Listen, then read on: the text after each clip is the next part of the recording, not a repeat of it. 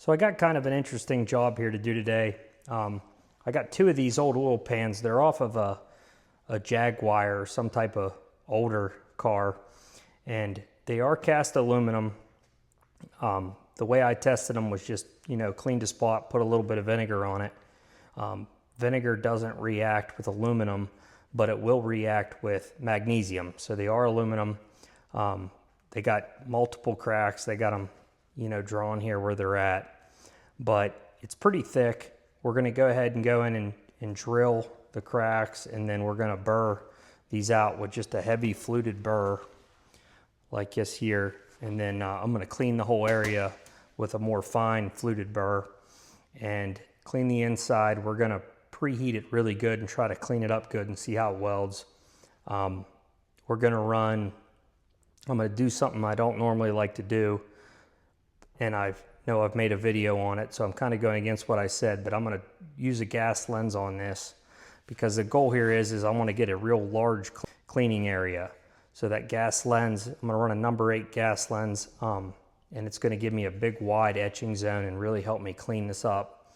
And I'm also going to run a helium mix, which I'll go over that all with you guys. But we're going to go ahead and we're going to drill these spots out, and we're going to burr this out, and we're going to see how it goes. It's not going to weld good. We know that. It's old. This part's probably 50 years old, and it's been leaking oil for, who knows how long, and you can see how the oil is all just impregnated into the aluminum. So we'll see what happens.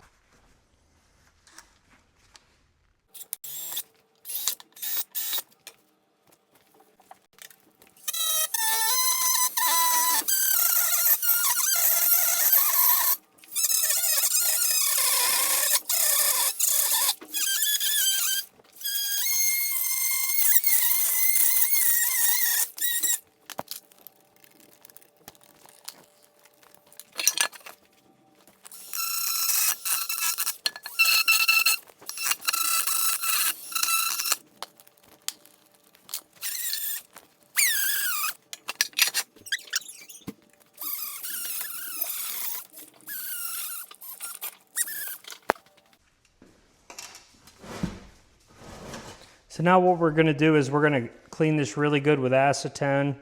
We're going to go ahead and try to run a pass in here and just kind of fill this in and burn some of that junk out.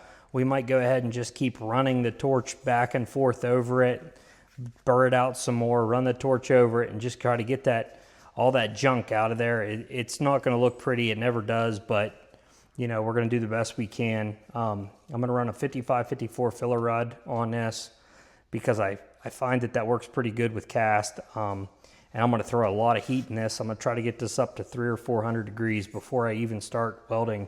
And what I've learned is, like, where you can actually see that crack, how there's oil in that. Once you heat that up, as you're heating it up, you'll kind of see that oil will start to boil out of there. So I'm going to, really heat it good, maybe even let it, get it a lot hotter than it needs to be, and then let it cool down, heat it up again, and you'll get a lot of that oil to come out of the pores of the aluminum.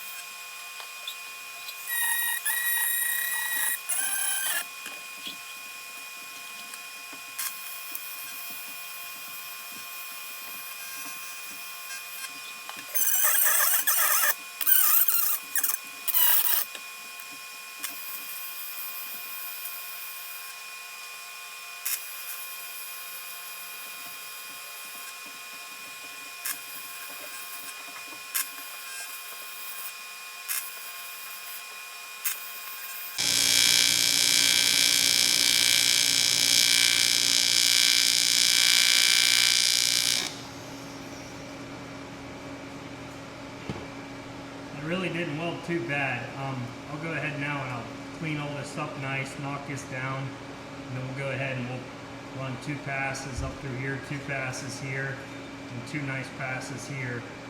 And then I'm just gonna kind of leave it for now because I don't know, you know, if they want to buff it down, they can.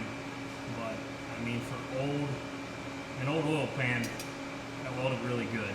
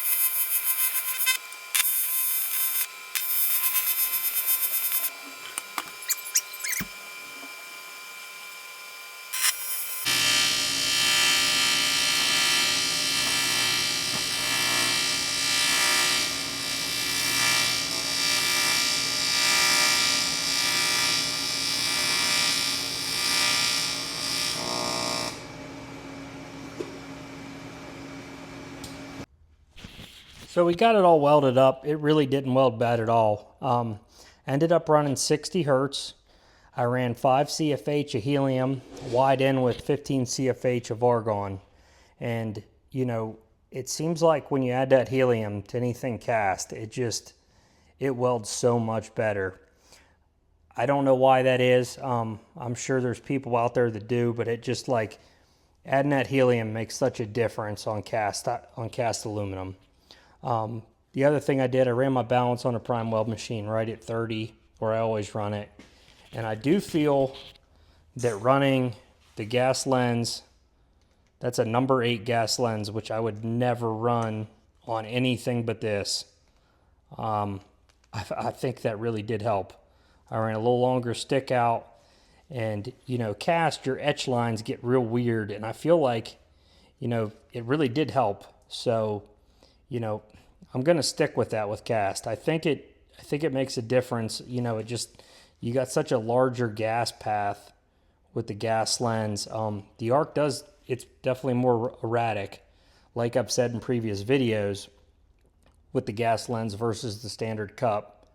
But I feel like no matter what you do on cast aluminum that's dirty like this, you know, your arc's just all over the place. So to me, I mean, it did seem like it helped clean it up some. It welded better.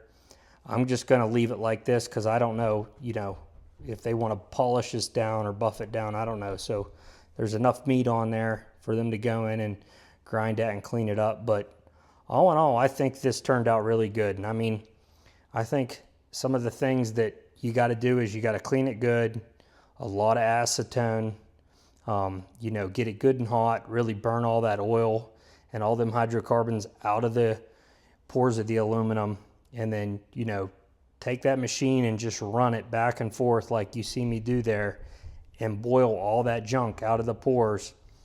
Clean that again, get you a pass in there, and then, you know, go back, grind that out with the carbide burr, get another pass, and then after a couple passes, it starts to weld really good.